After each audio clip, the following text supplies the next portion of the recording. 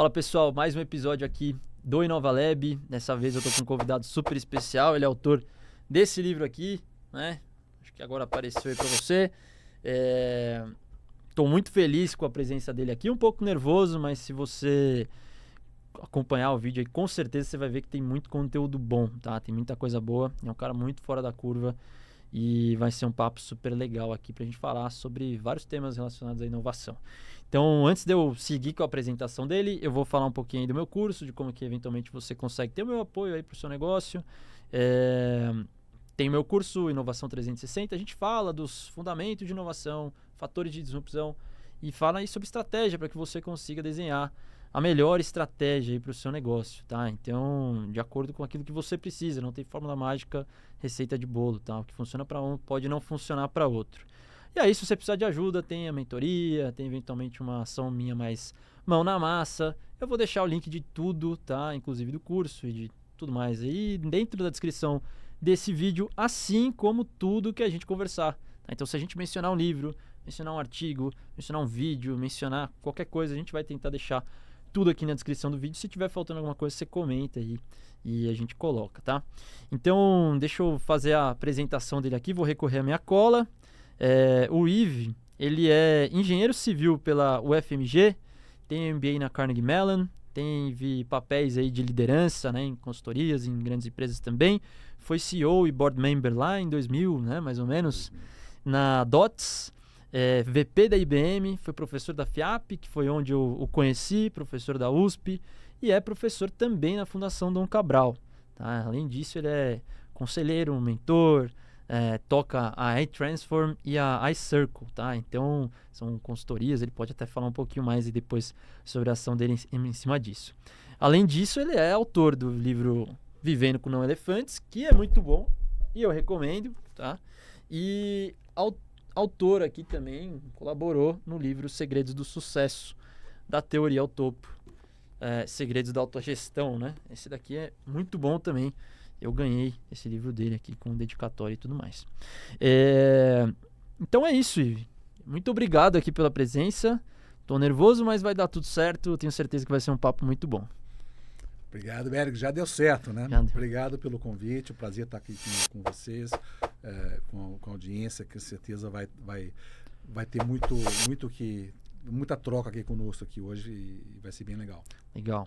E, Ive, antes de eu começar, eu queria falar de uma mensagem que você deixou nesse livro aqui pra mim, né? Eu posso até tentar procurar aqui, mas eu tenho anotado pra ficar mais fácil, porque até encontrar a mensagem, se bem que tá fácil aqui. Tá no né? final aí. Tá no final, tá fácil. Eric, nós é que definimos a potência do nosso motor, energia pra correr, sem receio de cair e resiliência pra levantar. Siga em frente. Grande abraço, professor Ive. Tava relendo o livro pra me preparar aqui, né? E fiquei muito feliz. Isso vem em boa hora também, essa mensagem, novamente, assim como veio lá atrás quando eu ganhei. E além disso, né, cara, você escreveu o Vivendo com Não Elefantes e eu queria entender um pouquinho de onde que veio a sua ideia de escrever esse livro, né? Se você teve alguma inspiração também que te ajudou a colocar essa obra aí pra fora. Boa.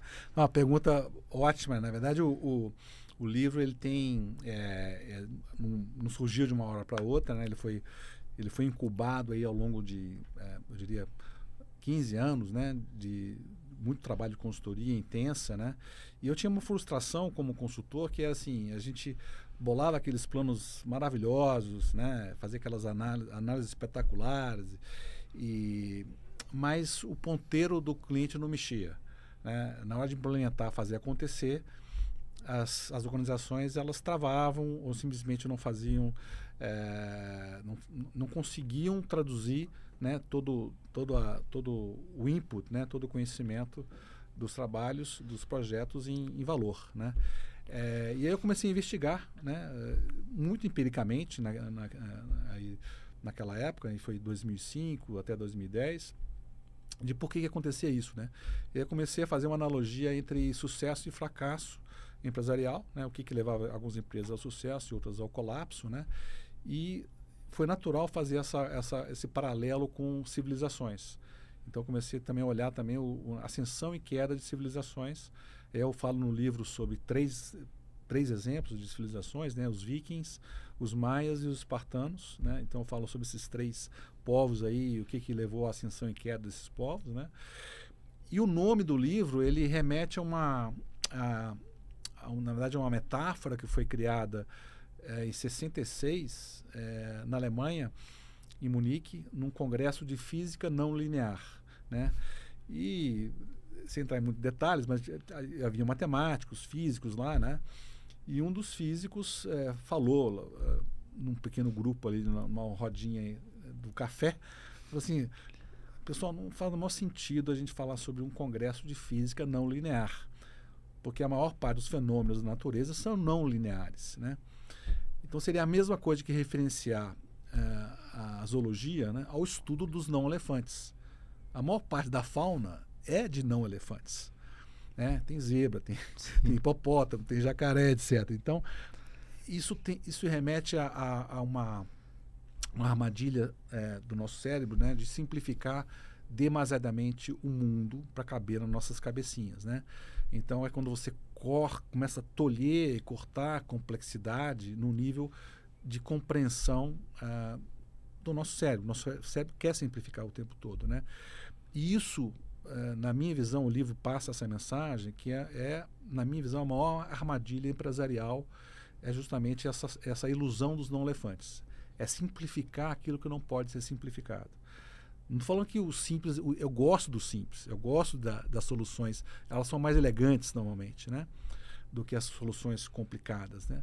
Mas muitas vezes você não pode transformar um problema complexo, uma questão complexa, numa questão simples, de causa e efeito direta. Você não pode linearizar o mundo é não linear.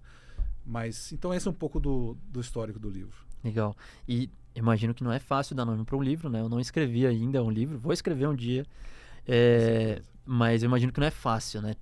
Tiveram outros nomes que apareceram assim que você considerou? Olha, eu falava sobre complexidade, colocando complexidade no título, falava sobre simplificação excessiva, mas você vê que isso depois ficou no subtítulo, né? A questão da simplificação excessiva, né? E conversando com o meu editor, ele falou: olha, cara, tá cheio de livro que fala sobre complexidade, né? O livro é sobre complexidade, só que ele tem uma roupagem mais lúdica, né? Então a questão dos não elefantes, acho que surgiu mesmo, foi uma sacada que surgiu, que é isso.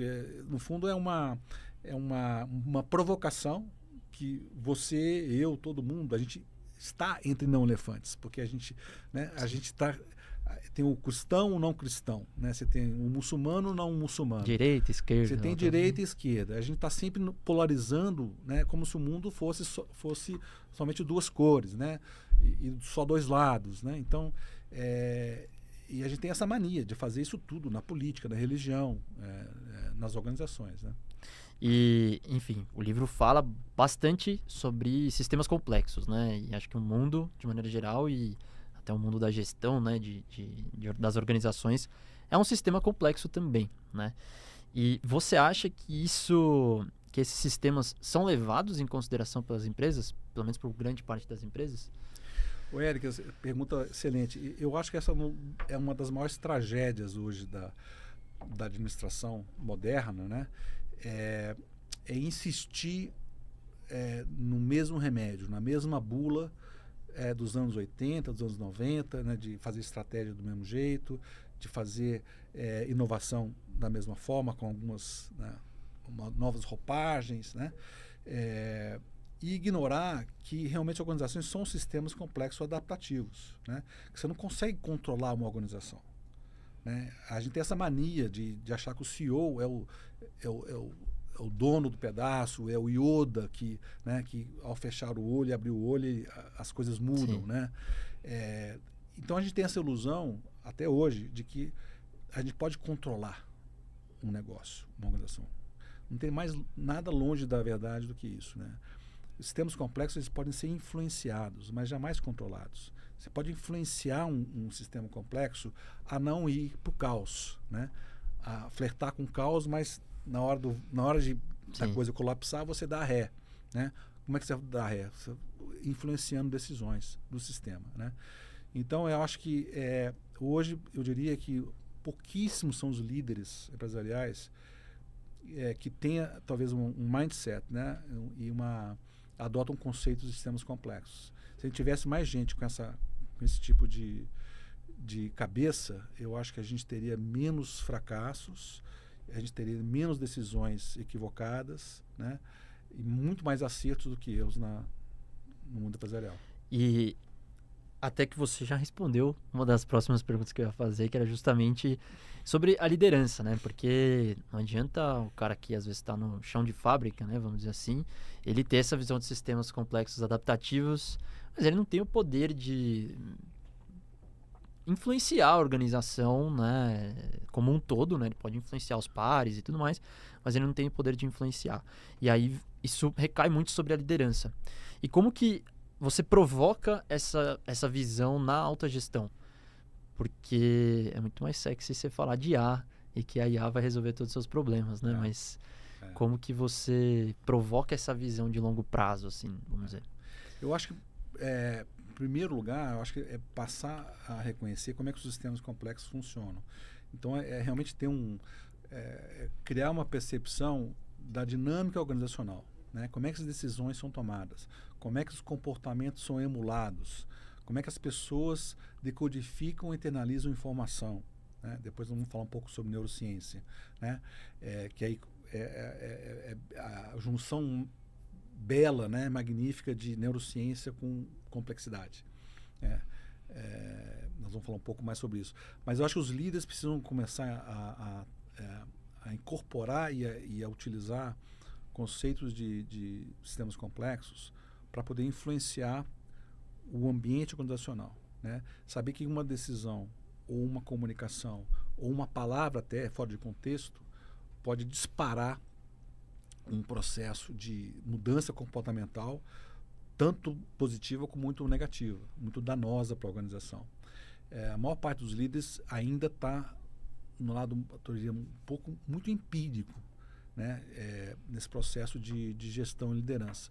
Então, no momento que você entende que você consegue mobilizar a organização, você consegue aumentar a energia organizacional, né? Que é o combustível para você alcançar as metas, mexendo as manivelas, né, de feedback positivo e feedback negativo em sistemas complexos, você consegue entender que você começa a influenciar a tua organização numa direção, né? Não é que você tá direcionando as pessoas sem o livre-arbítrio nem nada, mas você tá proporcionando um ambiente muito positivo que as pessoas tomam decisões, tenham autonomia, né? Se sintam, se apropriem do seu próprio destino ali, profissional, e aí você começa então a ter resultados que normalmente você não tem, porque você tá impondo a sua visão o tempo todo, né? Você está impondo, você está ordenando as pessoas a seguir um caminho. Quando o sistema complexo, ele decide. Sim. Né? É uma certa disfunção no campo social, né? Vamos dizer assim, às vezes, né? Exato, né? Então a gente trouxe essa visão mais taylorista, né, de comando e controle do início do século passado, aquela visão mais de cientificismo na organização, do chão de fábrica para a organização. Então a gente desumanizou as organizações excessivamente, né? Então a gente foi muito no pêndulo, principalmente na década de 80, 90, né? E depois do lado do mecanicismo organizacional, né? Isso se agravou com uma visão mais, pragmática financeira, de retorno para o acionista, né? Fazer o acionista ficar rico, né? Friedman, né, foi o mentor, né, dessa onda. Então, você juntou o lado mecanicista com o lado de capitalista ao extremo, né? Isso foi muito danoso no longo prazo para as organizações. A gente até hoje está pagando um preço por ter esse DNA incutido nas organizações. Então, acho que a gente tem, você falou do tecido social, né? A gente precisa reengenheirar e criar um novo DNA empresarial, né?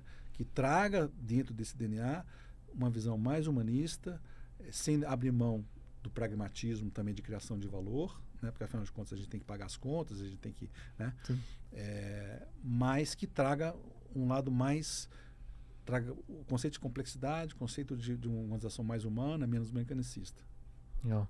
E acho que tem até um cara que eu acompanho bastante, ele fala muito sobre nova ciência das redes, que é o Augusto de Franco, né? Acho bem legal ali o trabalho que ele faz também, falando sobre isso e até simplificando, né? Vamos dizer assim, simplificando um pouco essa mensagem, mas é muito daquela questão, né? De quando você está numa empresa e de repente tem aquele colaborador ou aquele líder que normalmente quando ele chega, e às vezes por ter uma visão mais autoritária e às vezes nessa questão de comando e controle, ele faz com que as ideias não aconteçam e tudo mais. Eu acho que o ponto que você está trazendo aqui é justamente como que a gente refaz esse sistema para que ele funcione de maneira plena, né? Vamos dizer assim, para a gente garantir que as pessoas vão ter voz, vão conseguir colaborar, vão conseguir trabalhar de uma maneira mais até interativa ali, Exato. No fundo a gente precisa resgatar a espontaneidade nas organizações. Isso. Né? Que a gente, como a gente mecanizou muito e trouxe muito processo, muito método, né?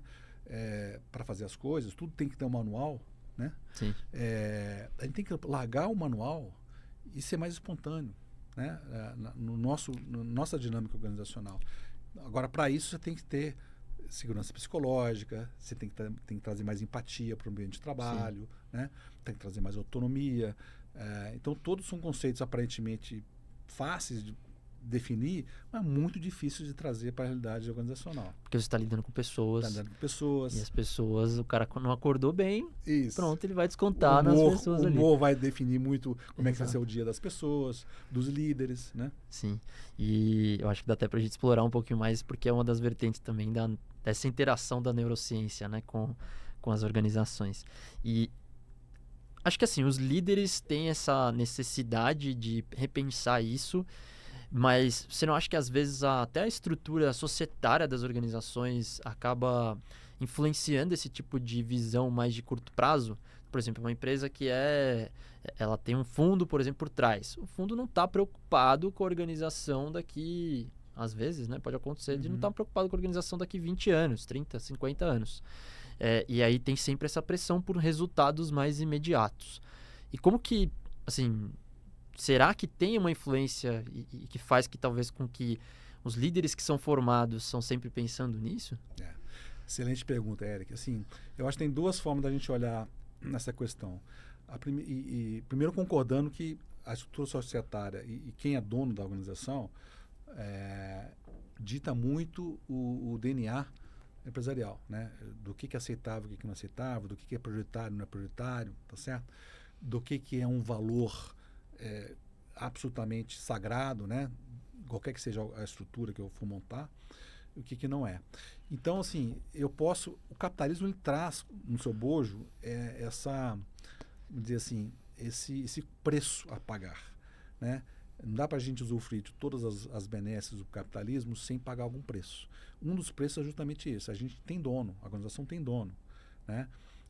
Então, eu posso assumir isso como dado do problema e eu vou contornar essa dificuldade, às vezes, de engajar os acionistas para uma organização mais inteligente, mais humanizada, como nós falamos daqui a pouco, né? Mesmo entregando resultados. Ou eu posso começar a trabalhar também a cabeça dos acionistas, né? Para que eles possam também, como líderes empresariais, resetar ali o cérebro, né? Para poder entender que a longevidade está associada cada vez mais ao bem-estar, né? A uma relação mais empática, a pessoas cada vez mais paixão dentro das organizações, especialmente agora com o advento de AI, né? Onde a gente começa a deixar um monte de coisas mais autômatas para as máquinas, né? Sobra o quê? Sobra mais tempo para a gente poder ter tesão sobre o nosso negócio. Sim, né? Ser humano, no final das contas. Né? Isso. Legal. E grande parte do seu livro aí fala sobre a questão de reducionismo, né, e simplificação, né, e de como que isso é danoso, né, para as empresas. Só que essa visão mais complexa, como tudo que a gente está discutindo aqui, não é algo também fácil de ser vendido, né? E você acha que tem uma forma, assim, qual que é o segredo para conseguir entrar né? E sem simplificar, né? Porque acho que esse é um ponto cruel, porque você acaba entrando, às vezes, numa situação contraditória, né? Porque você não pode simplificar muito e falar de sistemas complexos, né? Então, para falar a verdade, essa tem sido a minha, a minha saga, né? Provavelmente boa parte da minha vida profissional foi nessa saga de tentar cooptar líderes, né? E colegas para adotar um pensamento complexo, né? E de um lado a gente tem as pessoas que poderiam ter, mas não fazem por opção. Tem as pessoas que não têm talvez o jeito de ter uma... Porque, assim, falta segurança, falta autoconfiança, falta resiliência, né? E a pessoa acaba escapando para o mais fácil, o mais simples. Não inventa moda, vamos fazer assim. É aversa a risco, então essa pessoa, se tem risco envolvido, ela vai optar por uma opção mais reducionista, né? Onde ela possa ter uma previsibilidade maior sobre os resultados, né? Então o nosso cérebro, aí entra já a neurociência associada também ao que nós temos de reducionismo, né? E porque as pessoas optam por isso, o nosso cérebro ele quer reduzir, ele quer simplificar o tempo todo. Ele precisa reagir rápido aos estímulos externos, senão a gente não sobreviveria nos 30, 50 mil anos atrás aí na savana, né? Então esse lado do cérebro reptiliano e parte do límbico também, que é o lado de emoções, ele domina muitas das nossas decisões, nossos impulsos, né? Então, quando um líder fala não para alguma coisa, ou ele opta por uma solução mais simples, mas que não vai resolver o problema, né? Que vai Causa raiz, né? Vai só ser um band-aid, né? Ele está dizendo assim, ele está com o instinto de sobrevivência ligado, piscando. Não, essa solução aqui é melhor para a gente, mas ela é mais arriscada. Posso perder meu emprego, posso perder meu bônus. Então, ela sacrificar uma promoção ou qualquer coisa do tipo. Exatamente. Então, nós estamos falando que é uma saga, porque eu estou falando de uma saga, porque no fundo nós estamos falando de uma transformação das nossas redes neurais. Sim. Isso é uma coisa que pouca gente conseguiu fazer tirando os filmes de ficção científica, né? De transhumanismo, aí não conseguimos ainda. Não, assim, até um ponto interessante, porque é um pouco do desafio que eu trago também, né? Eu tô tentando encontrar minha mensagem, principalmente em relação ao curso e como que eu posso ajudar, porque eu não quero prometer uma fórmula mágica, porque não tem fórmula mágica, né? Mas porque as pessoas realmente são muito mais impactadas por uma solução simples. Reduza X com tal coisa, mas, cara, você não pode não ser a solução perfeita para a pessoa, né? Então, encontrar essa mensagem é bem difícil e acho que você tá vivendo esse mesmo problema aí já há mais tempo do que eu, com certeza. E tem uma organização aí que você enxerga que foi um exemplo clássico aí de que simplificou demais, seja uma organização ou até uma civilização, né? Você comentou aí dos espartanos e tudo mais, mas tem algum caso talvez mais recente? Olha, tem bastante casos aí. Eu vou citar um caso do livro, que é a General Motors, né? A General Motors, ela reduziu demais a sua visão de mundo, né? A produção de veículos, né? Ela sempre... Então, a métrica principal de General Motors, não só a General Motors, a Ford também, antes dos japoneses entrarem nos Estados Unidos, era sempre produção de veículos, né? Quem produz mais veículos por mês, né? E sempre na linha de combustíveis fósseis, carros grandes, carros gastões, né? Que privilegiavam o design, né? E veículos para cada extrato social dos Estados Unidos. Então foi uma visão bastante encapsulada de mundo, né? E essa fórmula seria a fórmula de sucesso forever, né? Aí entraram os japoneses, depois entraram os coreanos, aí depois entrou carros verdes, entrou o mundo, o consumidor mudou, ele começou já a valorizar outras coisas que não só um carro grande e de design, tá certo? Então, houve uma atrofia, na verdade, da visão de mundo da GM.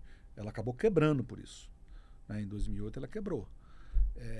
E renasceu com uma tentativa de um outro DNA, que tivesse uma visão de um mundo mais aderente à realidade. Sim. é um ótimo exemplo, né? A gente sempre cai para os mesmos exemplos, né? É sempre Kodak ou alguma outra blockbuster, né? Mas Polaroid. Polaroid. Mas é legal trazer um outro exemplo aí que talvez tenha ocorrido num período... É que nem cai um avião, né? Ele não cai por um motivo só. Não. É uma sequência Foram de 100 erros anos e no tudo caso da mais. GM. Então, Né? acho que é um caso bem interessante, né? Porque foi uma evolução, a percepção de mercado que realmente demora muito mais tempo do que a ascensão simples ali de uma fotografia digital, né? Que tem uma velocidade, obviamente, lenta no início, né? Não atende uma parcela do mercado, mas depois ela deslancha e aí muda completamente o cenário. Mas aí partindo para neurociência organizacional, que a gente falou um pouco, mas acho que tem bastante coisa para explorar. O que é a neurociência organizacional? Ótima pergunta. Tem muita gente tentando definir isso ainda, inclusive eu, né? Mas olha só, aliás, falando de neurociência, né? Já uma autocrítica do livro, né? Se o livro, ele na época que eu publiquei, ele fez um ensaio legal sobre complexidade no mundo empresarial, ele deixou de fora a parte de neurociência, né? Então, esse foco que eu estou dando agora, mais recente para a neurociência organizacional, acho que ele procura remediar uma situação, né, e um posicionamento que eu tinha no passado, que complexidade sozinha não resolve o problema das organizações. Ou seja, entender sistemas complexos e operar sistemas complexos sozinho não é suficiente. A gente precisa trazer a neurociência. E a neurociência organizacional, eu gosto dessa definição, que são quatro pilares, né? Ou são 4 vertentes. Uma é a psicologia cognitiva, que é como nós humanos, cada um de nós, decodifica o mundo. Como é que a gente decodifica informações, interpreta sinais e estímulos no nosso cérebro, né? E como é que a gente transforma isso depois em comportamentos e decisões, né? Aí você tem eu diria, a cognição social. A cognição social é parecida com a psicologia cognitiva, mas no âmbito de pessoas, várias pessoas, organizações. Então, como é que eu consigo, por exemplo, entender o outro? Né? Como é que eu consigo entender o que passa pela cabeça do Eric? O que ele está pensando agora? Né? Como é que ele está tomando a decisão? Né? Por que ele está mexendo nas Tô nas nervoso. mãos? Né? Tô nervoso, né? Então, eu começo a ler os sinais, as suas expressões faciais, e é muito ligado, inclusive, a questão de leitura de expressões faciais para você entender o outro. Nos leva mais ou menos 10 milissegundos para gostar de uma pessoa ou não, no primeiro encontro. 10 milissegundos. É subconsciente, é inconsciente. Antes da consciência chegar, você já sabe se vai gostar ou não daquela pessoa. Depois, os outros 300, 400 milissegundos, você vai achar informação para poder confirmar a tua decisão de gostar ou não. Sim. Então, isso é justamente a cognição social. É o lado super importante nas organizações para a gente entender como é que as pessoas se relacionam, como é que elas... Né, entendem. Aí tem o lado da neurociência em si, que é o estudo dos cérebros, do sistema neural, e como é que os neurônios funcionam, se conectam, quais partes do cérebro interpretam emoções, os estímulos, né? A questão do raciocínio, a questão, enfim, do medo, do desprezo, enfim, todas essas emoções que a gente tem. E, finalmente, a ciência organizacional, né? Que é o lado que talvez é o lado mais confortável hoje para os gurus, né, e para os de administração, que é continuar pedalando essa bicicleta de falar sobre processos, sobre, entendeu, estrutura organizacional, metodologia ágil e um monte de outras coisas que apareceram. Aqui não tem um julgamento sobre se é bom ou não é, mas assim, a gente tem um problema raiz que a gente está sempre tratando com o mesmo remédio. E a gente já sabe que somente a ciência organizacional, que muitos falam que é pseudociência, que nem chega a ser ciência, né? É muito mais arte, não vai dar conta, não dá conta. Por isso, a questão da neurociência organizacional, para poder tentar ter uma visão mais sistêmica de como é que uma organização funciona. E isso não está tão presente na mente da gestão, né? Não está presente. Eu diria, não está presente. Assim, até por ser uma ciência relativamente nova, né? A Nova. gente está falando aí de mais ou menos 2007. 2008, 2000, começou a se falar sobre neurociência organizacional. O que a gente tem pedaços disso, né? Então, por exemplo, tem muita gente tem muitas organizações que pegam, por exemplo, o lado de well-being, né? Com neurociência. Então, eles tentam entender como é que as pessoas se sentem nas empresas, né? O que elas estão, diria, o que está deixando elas mais confortáveis ou dá mais prazer no trabalho, né? Então, estão adotando alguns conceitos de neurociência, né? Outros estão adotando isso para treinamento. Então, como é que você consegue estimular o cérebro a aprender mais rápido e absorver de forma mais intensa o conhecimento passado, né? Então você começa a estudar não só o que você está passando no treinamento, mas as pessoas, os recipientes desse treinamento, né? Como é que eu faço o Eric, por exemplo, absorver 90% do que a gente está levando como conhecimento para você e não 40% ou 30%, né? Então, as empresas estão começando a utilizar algumas ferramentas de neurociência ou de psicologia cognitiva também para poder melhorar a performance, melhorar o engajamento das pessoas, aumentar a energia organizacional. Sim.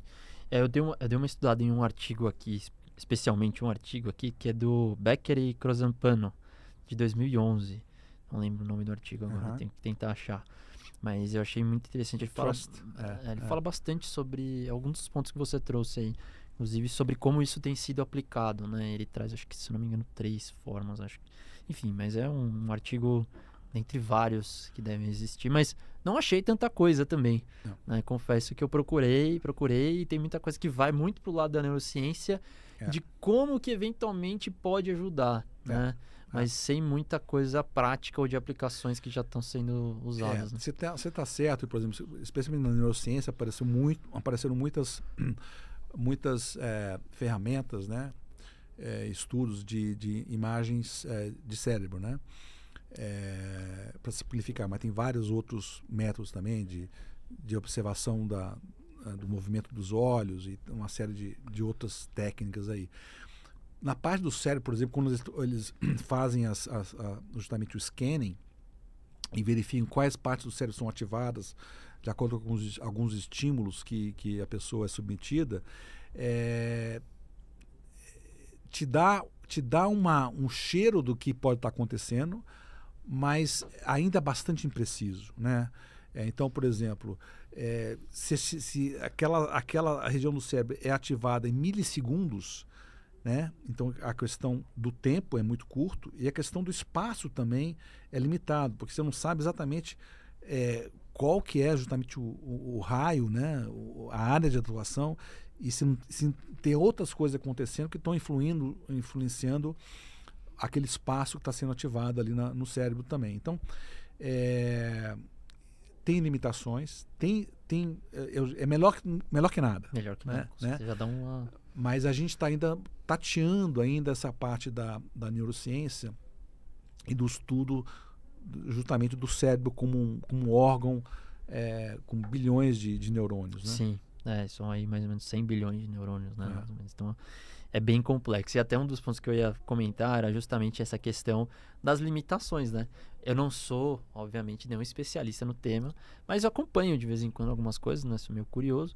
E a gente sabe que quando você está vendo ali a ativação de uma determinada região, é simplesmente um fluxo sanguíneo que está indo para lá, não necessariamente tem alguma ativação.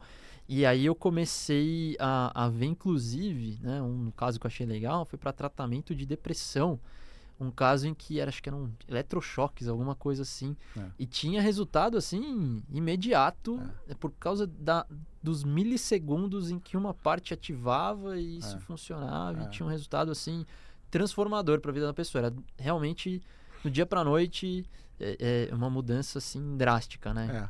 Achei incrível isso, mas é um campo ainda que tem muita coisa. Tem muita coisa. Aí, se entrar na neuroquímica, né?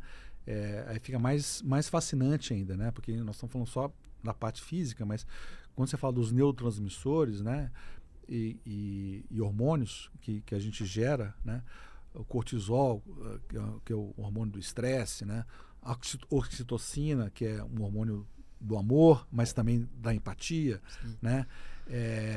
Toda vez que você, por exemplo, recebe uma boa avaliação, você é elogiado em público, especialmente de uma forma inesperada, o seu nível de oxitocina vai lá em cima, né?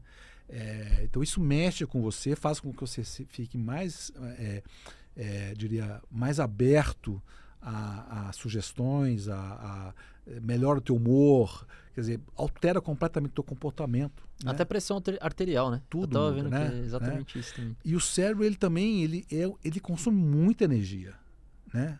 Esses estímulos, né? Especialmente se são submetidos de forma constante, né? E você consome basicamente glucose e oxigênio, né?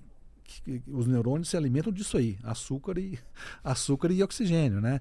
Que é levado pelas células, pela hemoglobina. Então, assim, quando você fala, por exemplo, de cansaço e estresse demasiado, né? Não sei se você lembra do Bell Shape de desempenho e estresse, né?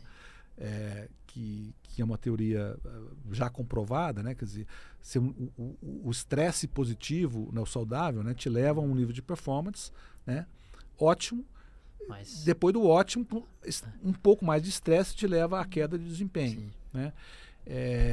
Então, se essa curva ela é muito prolongada, né, você está consumindo muita energia, o seu cérebro está consumindo muita energia para lidar com estresse, né, muito cortisol que está sendo solto ali. Isso impacta o quê? Suas decisões. Né? Então, por isso que eu estou falando que a neurociência organizacional é tão importante, porque olhando de forma isolada, olha, o Eric fez uma decisão péssima, né? Semana passada sobre o lançamento de um produto.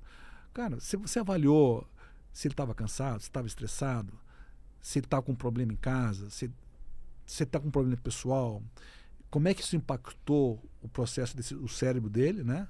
O nível de cortisol dele, de dopamina dele, influencia. Tem até um caso legal aí no Murilo Gun, que eu peguei uma vez, que ele comentou que quando eles vão começar uma reunião, eles falam, eu chego nessa reunião de tal situação, sempre para dar um contexto para alguém.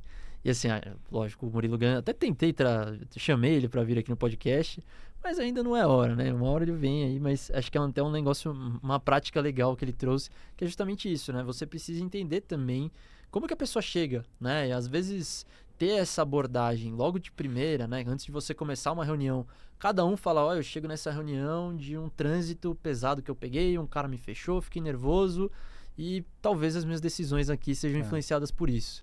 Né? E acho que quando todo mundo tem essa ciência, talvez se traz um pouco mais desse humanismo, né, para dentro do ambiente de trabalho. E você mencionou um ponto super importante, Eric, que é assim, eu não sei quantos da nossa audiência já leu o livro Ruídos, né, o Noise, né? Sim.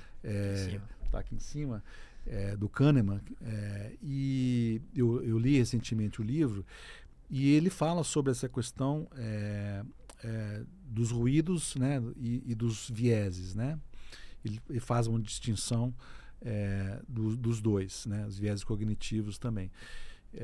E aí ele fala um pouco sobre essa decisão, quer dizer, ele fala sobre um ruído, que é um ruído que chama de nível, que é, vamos supor, um juiz, por exemplo, vários juízes, por exemplo, de um tribunal, né? E eles têm graus de severidade diferentes. Um juiz é mais severo que o outro. Isso vem de um traço pessoal, né? Isso vai afetar as decisões judiciais, né, de um de outro. Um vai ser mais leniente, o outro vai ser mais severo. No mesmo caso. Né? Então isso é o tal do ruído. Né? O outro ruído que ele coloca também, que é o ruído padrão, ou seja, ele é severo, esse aqui é mais severo, mas ele é menos severo, por exemplo, se for um idoso, no caso, se o réu for um idoso. Então, esse ele chama de ruído de padrão. Né? Aí depois tem um ruído de ocasião, que é o tipo assim, o time dele perdeu no domingo, ele vai ser mais severo na segunda-feira. Talvez é por isso que eu tô nervoso, que meu Corinthians não ganha de jeito nenhum. Então você tem Tá que avaliar, difícil, de viu? repente tem um ruído de ocasião aí que você tem que avaliar. Mas o que eu acho que o livro não fala, acho que o livro, o Kahneman peca no livro, é que todos esses ruídos, eles têm origem, quase todos têm origem no cérebro. É neurociência. Sim. Né? Tem um lado de personalidade, ok? Traços pessoais, né? Ser uma pessoa mais empática ou menos empática, etc. Mas depois desse nível de empatia, daqui para baixo, é o seu cérebro funcionando. Né? O fato de você estar de um bom humor, mau humor ou bom humor, é o seu cérebro que está dizendo. Se você está cansado ou não está cansado em cima da decisão, é o seu cérebro que está funcionando. Tem uma corte dos Estados Unidos que eles já avaliaram, por exemplo, que avalia o processo migratório, de migração nos Estados Unidos. E eles notaram o seguinte: se um juiz aprova 2 vezes imigrantes, né, para os Estados Unidos, o terceiro toma pau. Assim, sistematicamente, eles não aprovam 3 em seguida. Né? Isso aí é um ruído também no processo. Né? Aí nós vamos falar um pouco sobre AI. Que AI podia tirar esse ruído, um algoritmo poderia tirar esse lado da individualidade dos juízes, né? Nesse Sim. caso. Né? Então, eu vejo para a AI como uma poderosíssima aliada para a gente reduzir esse ruído em decisões importantes, na medicina, Sim, na justiça, em business. Né? A medicina consegue, inclusive, aí quando a gente entrar na questão da computação quântica, que acho que foi até um dos pontos que eu não dormi, eu tive uma aula, eu lembro da aula, você comentou de computação quântica e tudo mais, e o quanto que isso poderia impactar, né, o poder que isso realmente traz, e é realmente de deixar a gente acordado, assim, né, porque e quando você pensar que o nosso cérebro também é quântico, Sim. só que a gente não ativa, Sim. ele tá hibernando lá, né? Então a gente precisa de novas sinapses para poder ativar esse poder quântico que a gente tem também. Sim. E, cara, acho que falando legal aqui de neurociência. Eu tinha uma outra pergunta aqui, mas eu acho que não tenho profundidade suficiente para fazê-la, né? Tenta aí. Não, que era basicamente assim, que a neurociência, de maneira geral, tende a ter essa visão mais molecular, né? E como que esses diferentes níveis de análise organizacional, e a gente fala de pessoas, de interações e etc., de grupos e tudo mais, como que eles interagem nessa visão, né, dentro dessa ciência, sem cair num neuroessencialismo, né, e a gente reduzir tudo à neurociência necessariamente. Essa é ótima pergunta de novo. Aí eu acho que entra aí um pouco da gente trazer o lado da cognição social, e trazer um pouco mais de ciência para entendimento de comportamentos humanos, né? E comportamentos em grupo e comportamentos de indivíduos, né? Existe o tal da cascata, que é justamente a cascata informacional. Vamos supor, a gente tem aqui 8 pessoas discutindo, por exemplo, se a gente contrata o Eric ou não contrata o Eric para a empresa, né? Dependendo de quem começa a fazer o case para contratar ou não, e se essa pessoa quer muito contratar o Eric e faz um case bastante positivo para a contratação do Eric, e o segundo também, olha, eu gostei do Eric e tal, eu acho que eu vou acompanhar o relator. Sim, né? A tendência é que... Então você vai ter um efeito cascata, que eles chamam de cascata informacional. Se tem alguém que não quer contratar o Eric, talvez no meio do terceiro ou quarto, ele já vai segurar um pouco, porque ele quer o quê? Ele quer a aprovação dos colegas, ele não quer ir contra a corrente, ele não quer se desgastar, ele quer preservar a energia para um outro tema. Então, percebe que isso aí é neurociência. Sim, e psicologia social, né? Sim, né? É saber ler o outro, é saber entender como é que o cérebro está processando as informações e os estímulos para tomar uma decisão. Se apoia ou não apoia a contratação do Eric. Percebe? Então, a ordem, por exemplo, você vê o Supremo Tribunal Federal, o STF, né? Dependendo de qual o juiz começa uma arguição, ou começa uma defesa de um caso, no plenário, você tem um resultado completamente diferente. Sim. Dependendo da personalidade do juiz ou da contundência do juiz de colocar o caso, apresentar o caso, você tem um efeito manada, muitas Sim. vezes, né? Você tem um ruído que devia ser um ruído menor, mas ele acaba sendo um ruído de grupo muito maior, porque a ordem dos fatores alterou, né? Então, na medida que a gente entende como é que as pessoas se comportam em grupo, socialmente, se relacionam, como é que elas leem umas as outras, a gente começa a ter um pouco mais de luz sobre como é que as decisões são tomadas e como é que a gente pode evitar algumas decisões equivocadas e como é que a gente pode repetir decisões acertadas. E acho que isso, de certa forma, se conecta um pouco com a questão de organizações grudentas, né? Que a gente tem a questão social e tudo mais. E para quem não sabe, o que é uma organização grudenta, né? Quais são as características? O Eric está judiando de mim hoje. Minha pesquisa foi boa, então. Foi boa. Fez o dever de casa direitinho. Bom, organizações grudentas, na verdade, é uma tradução, é uma licença poética de sticky organizations, né, em inglês, né, organizações grudentas. E o Victor Newman, que foi quem cunhou esse termo na Inglaterra, né, um estudioso, e até falei com ele sobre eu posso usar o seu termo para poder expandir o conceito de sticky organization? Vai em frente.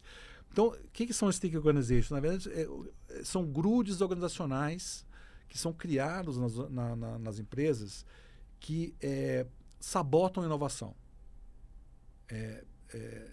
prejudicam transformação, atrasam mudança, né? São todas as razões que você possa imaginar por que uma organização ela não inova com rapidez, com velocidade, com intensidade, né? Então, esses são sete características de organizações grudentas, né? Não vou entrar em todos, mas assim, só falo de alguns deles. Primeiro, a obsessão por eficiência, né? Que isso é um legado do Taylorismo, né? E da visão extremamente reducionista de que reduzir custo é meio de vida, né? Então, a gente tem essa mania de produtividade, apertar o torniquete, etc. E a gente esquece que as organizações são feitas de pessoas, né? E a gente precisa ter uma folga, né, para que as pessoas possam, né, respirar, possam produzir. Então, às vezes, essa obsessão por eficiência desidrata a inovação, né? Você está focando demais em redução de custo e produtividade, você esquece de criar um novo, né? Então, isso aí claramente é um traço. O outro por exemplo, ele falou sobre política nas organizações, né, que são as panelinhas, né, são as tribos, né, e são que eu chamo de capital social, né, que é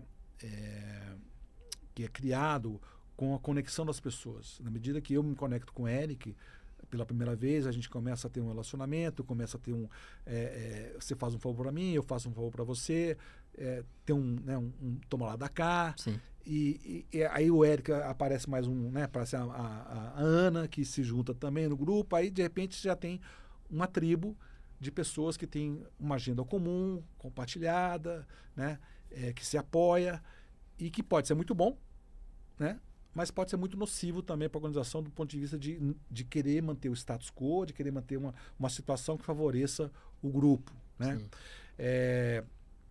A gente tem o que eu chamo de entropia organizacional aguda, que é assim, são excesso de conflitos, né? São o que eu chamo de drenos de energia organizacional, né? Onde você tem reuniões que não terminam, né? Horas e horas para decidir nada, para remarcar uma outra reunião para discutir de novo. Você tem embates, de repente, completamente inócuos entre pessoas, por questão de ego, por questão de arrogância, por questão de agendas diferentes, conflituosas, tá certo? Vendas briga com operações briga com marketing, e tecnologia briga com finanças, enfim. Então você tem que eu chamo de drenos de energia que também prejudicam a transformação das organizações. E aí são mais grudes e grudes. Então, uma das bandeiras também, você conheceu bem isso no curso que a gente fez, né? Fazer com que a gente tenha mais ativistas nas organizações para remover esse grude, né? E remover os líderes grudentos também. Sim. Isso acontece, sim, a média gestão eu acho que é um dos pontos que mais influencia nesse tipo de característica, pelo menos da politicagem, né? Porque a gente tem muito essa questão da agenda pessoal da pessoa, então tem muito essa questão de o risco, né? Essa aversão ao risco. Tem até uma frase que eu peguei aqui de um artigo do Steve Blank, que ia passar batido, mas é que ele fala aqui que grandes organizações são normalmente feitas em volta de processos escaláveis e repetitivos, né? Que são desenvolvidos para ser fail-safe. Né? Quando essas iniciativas precisam aí necessariamente atingir o budget que tem, a parte legal, HR, aquisições, processos e tudo mais. Mas os projetos disruptivos só podem ser bem sucedidos em organizações que têm uma cultura safe to fail, né? Ao invés de ser fail safe, tem uma cultura mais safe to fail. Não sei o quanto isso é reducionista demais, mas acho que é um dos pontos justamente dessa questão de ter essa cultura. Mas não é reducionista, né? Eu não acho que é demais, não, porque essa invenção da gerência média é uma coisa que veio do Taylorismo, né? A gente precisava de supervisão para um chão de fábrica completamente sem espontaneidade, sem autonomia. Então, assim, tem as ordens, né, que são dadas, e a gente criou esse, na verdade, hoje é um certo monstro que a gente tem, né? Aqui eu não tô falando de forma pejorativa a questão da gerência média. Sim. Mas em grande parte, esse nível gerencial intermediário entre quem toma a decisão final e quem executa acabou virando um grande bloco burocrático de red tape, né? E de controle, né? Sobre times, sobre pessoas. Muita gente sufocando, né? Esse time, tirando justamente a questão da autonomia para esse pessoal criar, inovar, etc. Né? Eu acho que, assim, não estendendo muito isso, né? Mas acho que essa daí talvez seja uma das algumas barreiras que existem para inovar. Mas tem outras também, né? E aí eu queria saber quais são as que você enxerga que são as principais barreiras hoje para uma empresa conseguir inovar. Cara, eu diria assim, os grudes que a gente falou aqui, para mim, eles são muito, muito importantes, né? Eu acho que eles são hoje, talvez, trazem uma carga muito, muito forte de reduzir o nosso ponto de partida para inovar. É como você está querendo correr os 100 metros e tem duas pessoas atrás segurando as suas duas pernas ali na saída, entendeu? Depois que você sai, aí é muito mais contigo, né, de imprimir velocidade, né, e a potência para inovar, né? Mas aí você quebrou a inércia já. Então, esses grudes, eles seguram muito a grande parte das organizações hoje para poder sair do ponto de partida. E eu acho, para mim, o grande desafio para mim, se eu tivesse que mencionar é a qualidade dos líderes. Tá? No final das contas, se resume a isso, a qualidade da liderança. Com líderes mais capacitados, com pensamento mais complexo, líderes mais empáticos, que tem essa percepção da necessidade da gente ter uma organização mais humanizada, né, com mais espontaneidade. Eu acho que a gente tira 80% do peso para a inovação. Então, eu acho que as decisões, as omissões dos líderes, né, por exemplo, de manter um outro líder tóxico, mas ele entrega, mas ele acaba com a organização, tá certo? Acaba com a saúde organizacional, mas ele entrega. O fato de manter esse líder, eu estou sabotando a minha empresa, a minha organização, né? O fato do líder estar priorizando o curto prazo, o próximo trimestre esquecendo do longo prazo, e a necessidade de investir em P&D, né? Mas ele estava olhando também o bônus dele. Esse ano, se eu investir demais em inovação, né, eu não entrego o que eu tenho que entregar ali no trimestre. Então, percebo que são várias qualidade do líder. Quando chega lá, fala, não, você pensar nesses líderes, por exemplo, de Microsoft, Satya e outros, que fizeram grandes shifts, mudanças de posicionamento estratégico, né? Quando a Microsoft saiu aí dos microcomputadores e do software para a nuvem e para AI, foi uma mudança transformacional, né? Que precisava de uma liderança que tivesse uma visão de ponto futuro, né? Fosse capaz de mobilizar mentes e corações na organização, tá certo? Então, olha a diferença que a qualidade de uma liderança faz. O resto já partiu. Então, se a Microsoft vai ou não vai entregar no trimestre, não interessa, ela vai entregar nos próximos 3 anos. Sim. Né? Eu acho que tem muito dessa questão da organização ter um bom mapeamento do que pode ser o futuro dela.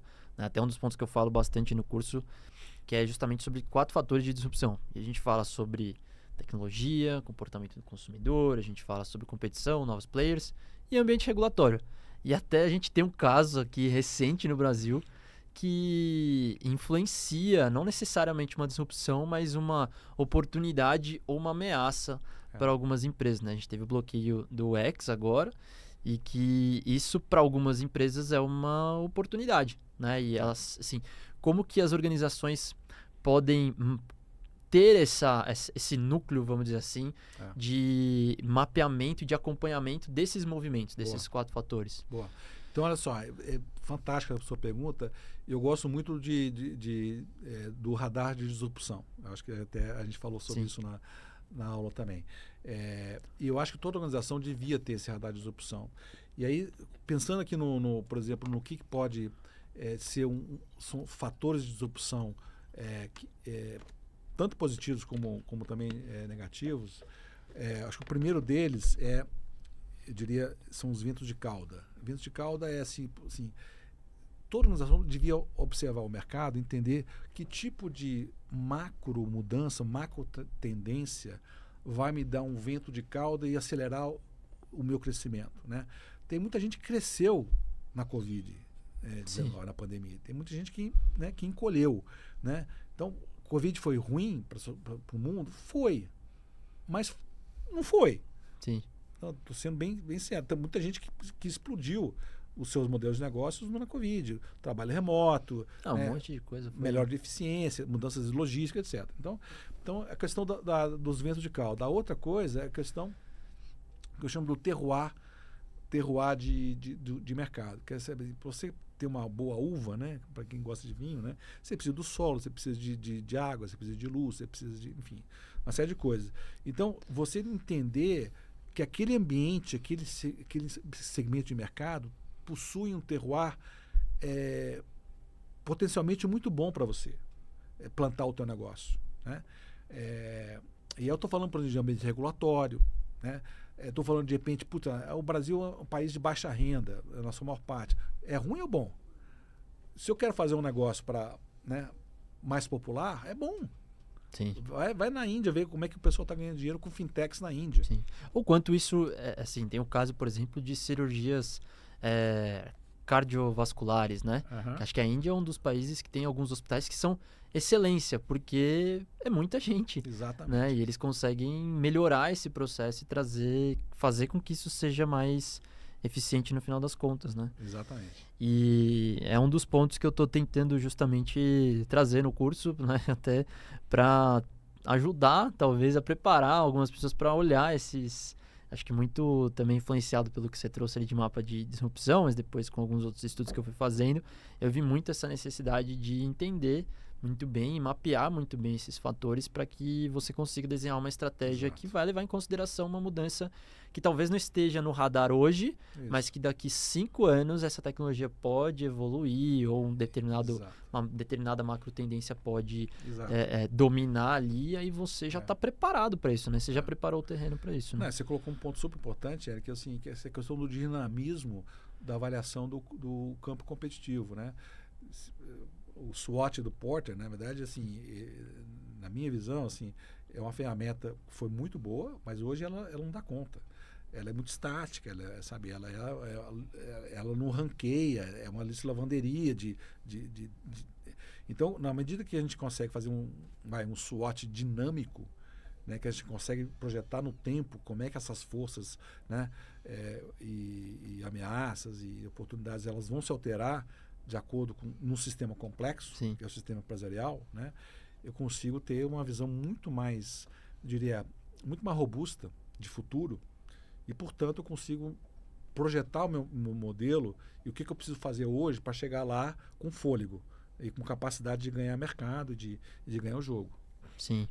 É um dos pontos que eu realmente vim estudando nesses últimos tempos, que é justamente ter esse mapeamento, né? De você mapear essas forças e como é que elas estão atuando, velocidade, impacto, quanto que ela está se disseminando, para que você consiga montar um radarzinho ali, talvez um pouco mais dinâmico de como que determinadas coisas estão funcionando. Esse é um dos pontos que eu estou trabalhando justamente no curso, que é para tentar ajudar as pessoas nesse processo, né? E aí eu também me desenvolvo um pouquinho mais nisso. E, enfim, você, Ives, é um professor, né? Além de tudo, nos bons, né? Eu até comentei no grupo da FIAP lá que eu tenho da turma. O pessoal ficou feliz ali, né? Falou, pô, tá com moral. Eu achei muito bom. E como que você começou a trilhar esse caminho, né? O que te levou a ser professor e se engajar bastante com isso, né? Boa, uma ótima pergunta. Na verdade, assim, eu sempre tive em mim uma vontade de give back, né? De compartilhar com eles. O livro aqui talvez a primeira iniciativa de tentar dar um retorno para a sociedade do trabalho, né? Que eu tenho feito ao longo da minha carreira, né? E a consultoria é sobre ouvir pessoas, né? E trabalhar com pessoas, né? Então, eu gosto muito desse ambiente de cooperativo, né, de troca de experiências, com muito conhecimento embarcado. Então, esse movimento para a academia foi um movimento natural. Aconteceu, eu estava na IBM ainda, recebi o convite para lecionar na FIAP, no tema de organizações digitais, estratégia digital, né, modelos de negócios digitais. Lembro que em 2018 isso aí estava na hype, né? Agora um pouco menos, né? Agora já estamos falando passamos pelas exponenciais, agora estamos falando sobre ecossistemas, e estamos AI ganhando mais força. Mas e depois então eu fui me enfronhando cada vez mais no mundo acadêmico, e essa interação também com os alunos, como, por exemplo, nós não estaria aqui, né? Sim. Conversando se não fosse essa nossa interação em aula, em classe, né? Essa troca, né? Então não é só uma mão, né? É sempre uma via de duas mãos, né? E eu tenho aprendido muito com os alunos também. E o fato de dar aula também te ajuda, talvez, a ser mais didático, né? Eu acho que outras habilidades também, né? Também. E eu vi, inclusive, assim, você compartilha muito bem, você tem uma capacidade, na minha opinião, de juntar dados também e mostrar esses dados e desenhar cenários ali de uma forma muito clara, né? E isso em aula é uma coisa. Eu vi, inclusive, alguns vídeos da iCircle, você compartilhando algumas coisas, né? E aí eu lembrei de alguns pontos que você trouxe em aula. Tem uma diferença grande ali na dinâmica de você ensinar por um vídeo sem ter essa interação e ensinar em aula? Tem. Eu sinto uma diferença. No fundo, você tá sozinho ali no vídeo, né? Você você, né? O tempo todo, você não tem um feedback, né? Você não sabe se foi bom, se foi ruim, se foi assertivo ou não foi assertivo, né? Na aula você tem esse feedback na hora, né? Se você fala uma besteira, você vê o aluno já fazer, né? Ou você fala uma coisa legal, aí você vê, de repente, pelo body language da turma, você vê que, opa, acertei, né? Sim. É bola dentro, né? Então, por isso eu gosto muito das interações, eu gosto muito de presencial, né? Eu não gosto... faço a aula remota e tal, né? Inclusive no meu negócio também eu faço as reuniões remotas e tal, mas nada que possa substituir essa interação, né? Inclusive lá da neurociência me ajuda muito a enxergar como é que as pessoas estão se comportando, estão reagindo ao conteúdo, né? Então às vezes eu acelero um pouco mais o conteúdo, às vezes eu corto uma aula, talvez no final para poder ver que a turma está cansada, né? Então ela sai mais cedo. Enfim, o presencial para mim é fundamental. Dá uma outra dinâmica, É. né? E eu falei da questão de você conectar os dados, né? E eu vejo que você faz isso com outros temas. Então você recentemente falou do tênis, né? E você fez uma análise ali falando sobre o cenário específico do tênis e como você podia fazer uma análise um pouco mais completa e não tão reducionista. Das quadras de Wimbledon, né? E me diz uma coisa assim, isso parte de uma curiosidade sua em relação a outros temas? Porque eu lembro, não sei se eu estou enganado, mas eu lembro que em uma aula você falou, pô, eu gosto de cozinhar, né? Tem outras paixões suas, né? E tem essa conexão com essa sua curiosidade em si? Tem, cara, tem. Assim, eu demorei para descobrir isso, mas tem, sabe? E, na verdade, até em retrospectiva, me explica muito porque que eu virei consultor primeiro, né? Eu adoro resolver problema. Me dá um pepino, me dá algo que alguém não resolveu, para mim é um desafio, entendeu? Sim. Eu posso começar, eu lembro das primeiras projetos de consultoria que eu não tinha a menor ideia do que era a empresa, do que era o setor, tá certo? Inclusive, na primeira reunião que eu chegava com o cliente, o executivo olhava para mim e falou assim, puta, mas, cara, você tá com fralda ainda da universidade, o que você vai me ensinar? Sim. Né? Eu estou aqui há 30 anos nesse negócio, eu sei fazer cimento há 30 anos. O que você sabe fazer? Você sabe como faz cimento? Eu falei, não tenho ideia, mas eu vou descobrir. Aí eu falei assim, olha, me dá um par de semanas que eu volto aqui, eu vou te trazer coisas interessantes para a gente conversar. E sempre foi o meu desafio, né? Então eu sempre fui estimulado a ter curiosidade intelectual. Para mim, curiosidade intelectual é a matéria-prima principal de qualquer evolução profissional. Sem curiosidade intelectual, você não avança nada. Para mim, você avança voo de galinha, né? Você consegue talvez tapear, né? Ou se tapear com baixa curiosidade intelectual, né? Mas não é sustentável. Então, para mim, a longevidade profissional, de ascensão profissional, de realização profissional, qualquer coisa que você faça é curiosidade intelectual. É buscar aquele conhecimento que você não tem, é buscar uma segunda, terceira, quarta vertente para aquele tema e não comprar, né, valor de face, né, que aquilo ali é a verdade para aquele tema, que sempre foi assim, né? E citar um estudo e falar, não, fulano disse que é assim. Fala, pronto, cara, é assim, mas não deu espaço mas, ao contraditório. Cadê o contraditório? Cadê o divergente, né? Então, eu gosto muito disso. E isso veio, você acha que teve alguma influência de criança, algo que despertou essa curiosidade, alguma veia artística também na família, alguma coisa assim? Tem, eu acho que foi uma combinação. Por exemplo, meu pai foi um executivo de sucesso, né? E economista, e uma visão bastante pragmática de mundo e de como que as coisas funcionam. Então, meu pai sempre ia para o lado mais simples, ou de simplificação. Sim. Né, das coisas. E ele geralmente se dava bem, né, nessas simplificações. Às vezes se dava mal. Né? E eu entendia, depois, com mais velho, entendia onde ele se dava mal. Sim. Por isso. Né? Então, meu pai me ensinou esse lado, e minha mãe é artista, foi artista, e criatividade 200 por hora, né? Então ela pintava, depois de pintava cidades históricas, depois começou a pintar animais, uma fauna fictícia que ela criava, né? Animais e plantas e depois fez tapeçaria com isso, e depois ela foi para cerâmica. Então ela pegou aqueles bichos no 2D e foi para o 3D. Então, isso tudo, para mim, acho que foram estímulos, né, de criatividade, de quebrar barreiras, né, de encontrar um flow, talvez. Um flow, né? Então, talvez a minha grande inspiração do lado de curiosidade foi minha mãe, né? O lado de ser mais pragmático e resolver os problemas, meu pai. Juntou. Juntou. Foi legal. Acho que deu bom. E tem alguma forma que você continua explorando isso hoje, assim? Alguma rotina que você tem? Eu, particularmente, tenho as minhas rotinas, né? Que eu acho que me ajudam de alguma maneira. Boa. E tem alguma que você segue, assim? Olha, assim, do lado mais prático, assim, eu escrevo muito no LinkedIn, né? E eu gosto de pegar qualquer tipo de tema, como você falou, do tênis, né? Por que as quadras de tênis em Wimbledon tinha uma marcação, tinha um gasto de grama na década de 80 e agora em 2024 é outro tipo, enfim. Então eu gosto de pegar temas variados, né? Para poder comentar política, também economia e tal. Gosto de cozinhar e inventar alguns pratos diferentes, né? Não sou um exímio chefe de cozinha, mas eu não me viro bem e quem come a minha comida também não costuma não reclamar muito, não.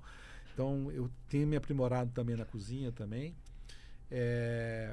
Eu empreendo, então eu estou sempre com ideias diferentes para poder fazer negócios diferentes e tal. Tenho investido, então agora o investidor também eu estou procurando agora startups, scale-ups, que eu possa estar contribuindo, seja como mentor, seja como investidor, em temas diferentes, né? Não é mais o aplicativo de supermercado, mas algo que seja realmente mais transformador, que tenha um impacto maior na sociedade. Então, porque isso vai exigir o quê? Mais curiosidade intelectual, mais visão de futuro. Então, eu acabo me estimulando também a pensar junto com o empreendedor. E você, aqui nesse livro, se eu não me engano, você menciona que certa vez você foi chamado de Jack of all trades, Master of none. E isso, de certa forma, tem uma relação com essa visão de você trabalhar em diferentes setores e tudo mais. Ser generalista, talvez essa curiosidade faz com que a gente seja chamado de generalista e às vezes de forma negativa, né? Mas qual que é a importância dessa visão generalista para promover a inovação? Fantástica pergunta, Eric. Assim, eu diria o seguinte, eu fui punido na minha carreira lá atrás por ser generalista. Eu estava seguindo uma orientação da empresa em atuar em várias frentes. Pô, eu quero que você me ajude aqui. Aí eu ia para um banco, eu ia para uma empresa de alimentos, eu ia para automotivo. Então, no final das contas, na hora da promoção, eu falei, pô, o que o Ive fez? Ele trabalhou em um monte de lugares e sabe um pouquinho de tudo, né? Enquanto outros trabalharam em uma indústria só, né, e tiveram mais autoridade naquele tema e se destacaram mais, né? Mas o bombeiro tem valor, né? Na hora de pagar incêndio em todos os setores, quem era chamado? Era o bombeiro, né? Era o generalista, né? Normalmente.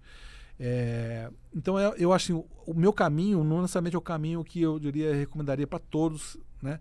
Que é começar como generalista e depois se especializar em alguma coisa. Esse foi o meu caminho, né? Acabei me especializando depois em estratégia e organização, dois temas importantes dentro do rol de consultoria, que eu tinha feito muita coisa.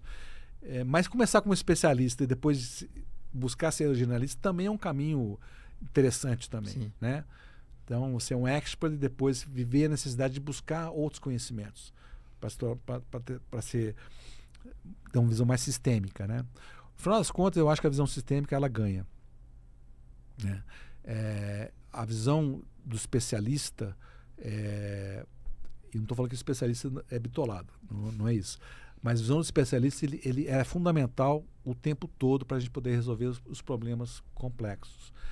Mas na hora que você sobe um ou outro degrau para poder olhar o todo da empresa ou de um setor, você tem que ter uma visão mais de águia, uma visão mais ampla, sem vieses, de repente, de um conhecimento onde você é bom pra cacete, né? Mas você sendo capaz de entender o que está acontecendo aqui, de forma geral, tem um valor maior. Então, é uma questão muito de timing, né? Eu tenho alunos e tenho mentees, né? Mentorados, que sempre às vezes me procuram, tá na hora de eu ser um generalista, tá na hora de eu sair do... Olha, se você ficar mais 2 anos aqui, você vai ser esquecido. Então, assim, faça o melhor que você puder, tá certo? Mas procura abrir mais o leque agora, né? Procura ver, e não é fazer de uma coisa não pensada, mas quais são as especializações adjacentes ao que você já sabe, que você consegue trazer, rapidamente fazer essa migração também. Então, eu acho que no final das contas, conhecimento nunca é demais, né? Sim, com certeza. E, Nivi, estamos chegando ao fim aqui. Tem algumas perguntas que eu sempre faço, né? E a primeira é se tem algum livro que você recomenda. Obviamente, eu recomendo aqui o livro dele, né? E com certeza ele vai recomendar o livro dele. Mas tem algum outro livro que você recomenda? Olha, eu confesso com você, assim, eu tenho tido uma decepção muito grande com as publicações em geral. Eu tenho tido tem alguns livros de transformação digital que depois eu posso passar para você, que eu gosto, são 2 deles. E tem livros sobre neurociência também, que eu tô investindo mais tempo também. Né? Porque eu acho que os livros hoje que estão mais no lugar comum de falar sobre gestão, eu estou um pouco mais, eu diria... Não, mas não precisa se limitar à gestão. Pode ser outra coisa. Você fala, eu li esse livro aqui, é muito bom. O Rafa me indicou O Senhor das Moscas há muito tempo atrás. Mas tem algum outro livro? Às vezes eu vou ficar te devendo essa para a próxima aí. Tranquilo. Você me manda, eu coloco aqui na descrição, aí você que está olhando, você dá uma olhada aí e encontra o livro depois. E qual que foi a decisão mais importante da sua vida?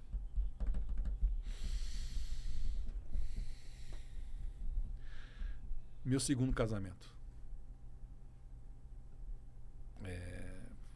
Foi a decisão talvez que decisão difícil, mas ela foi difícil porque tinha o trauma do primeiro casamento que não deu certo, né? Mas que abriu as portas para minha família maravilhosa que eu tenho hoje, que para mim é tudo que eu tenho, são minha esposa e minhas 3 filhas, né? Que me abriram assim, um universo de crescimento pessoal, como pessoa, como pai. Então, tudo começou na decisão de ter a minha companheira de vida. Muito parecido com a resposta do Rafa. Acho que esse é um ponto que as pessoas que vêm aqui, né, eu gosto de trazer pessoas que eu admiro de alguma maneira, elas sempre têm essa conexão com a família. Né? E o Rafa falou, a decisão mais importante foi ter filhos, porque é uma decisão. E acho que é um ponto que realmente a vida é mais do que trabalho também. Né? A gente precisa levar isso em consideração, porque no final o que sobra é memória. As experiências que você viveu com outra pessoa, que você deixou para os filhos, né? Eu acho que isso é o mais importante. Eu acho que muito, muito legal ouvir isso também.